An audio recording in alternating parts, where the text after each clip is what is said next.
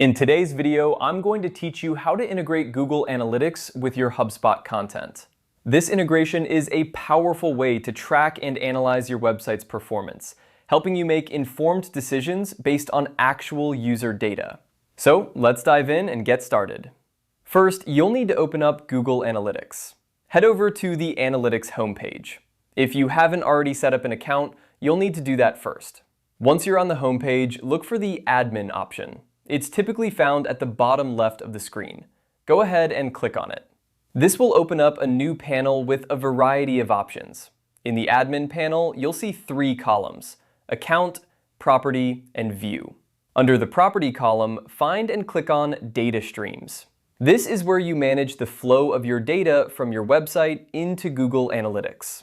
Once you're in the Data Streams section, you'll need to click on the specific data stream that corresponds to your website. If you have multiple streams, make sure you select the correct one that you want to integrate with HubSpot.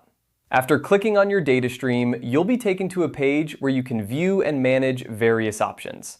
Here, you'll find your Measurement ID. It's a unique identifier that Google Analytics uses to send data from your website. Copy this ID because you'll need it in just a moment. Now it's time to open up HubSpot. Log into your HubSpot account and navigate to the settings by clicking on the gear icon, usually found in the upper right corner of your dashboard. Once you're in the settings, look for the Pages option in the left-hand menu. This is where you can manage your website pages and their settings. After clicking on Pages, you'll want to locate the Integration section. This is where we'll be linking Google Analytics to HubSpot. Click on Integration and you should see an option to integrate with Google Analytics 4. This is the latest version of Google Analytics, which offers enhanced tracking features and insights.